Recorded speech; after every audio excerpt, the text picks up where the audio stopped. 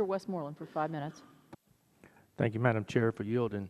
How many times have each one of y'all testified at congressional hearings or inquiries? Yes, all of you. This is my second time. Second time. At least 10. How many? At least 10. Senate and House. Mm-hmm. A lot. Would you say more than 20? No, I would not say that. Okay. 3. I believe it's 6. Thank you. You know, with this bill that the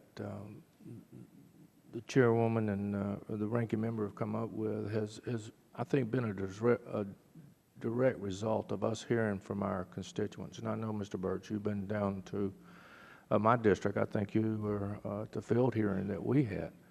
So, I mean, this is a direct result of that, and us trying to keep our community banks from inconsistent regulations and hearing one thing from the regulators up here and then hearing something else from our constituents. And no disrespect, but we tend to believe our constituents, and especially when the evidence is on their side. So do you think we can screw up this more than y'all have?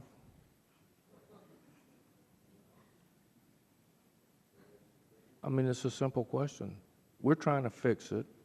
Y'all have not tried to fix it, and it just keeps perpetuating on itself. So do you really think that we can mess it up and cause more bank failures than what has happened so far? Any one of you, go ahead.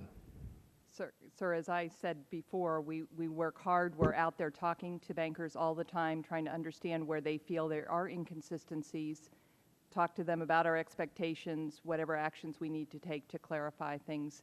So we are continuing to work this issue very aggressively. These are difficult times. Do you think that banks need to have the ability to sue the FDIC in the fact that any complaints that they have, and I'll have to tell you, all my bankers, board of directors, and all of them have told me that they are afraid to come forward because of the possible retaliation, because of any complaints that comes about the FDIC is actually handled within the FDIC or the Board of Governors or wherever it is. Do you think that's fair that their day in court, so to speak, is with the same people that they're complaining against?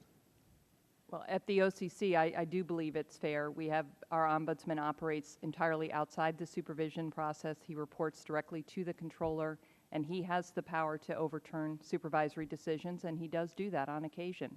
How many times would you say he's done that? In the last year, I think we had a total of, there were 5 decisions, and 2 went for the bank and 3 went for the OCC. Okay. I'd like to see some of those. Yes, sir. They're all posted on our website. Okay, There's great. a summary that does not identify the bank, but it identifies the issue. It's about a page long describing the exact situation and what the decision was. Ms. Thompson, how many times would you say regulators have been disciplined from the FDIC? FDIC regulators being disciplined because of a complaint that was filed by a lending institution? Well, first, I don't have the specific answer to your question, but I think the FDIC takes its responsibilities very seriously, Congressman, and we really want a fair, open, and transparent process. Retaliation is prohibited at the FDIC, and to the extent that a banker would bring that to our attention, I'd be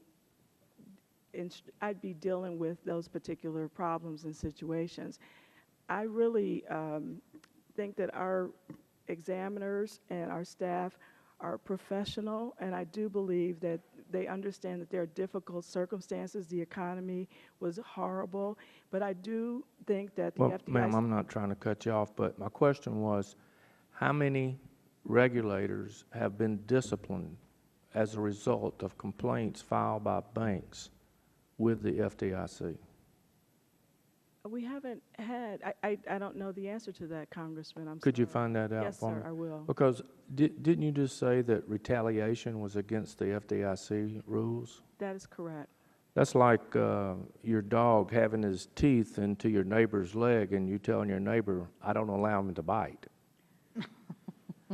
But thank you very much, and my time's expired. I want to thank the gentlelady. Thank you. Mr. Hinojosa.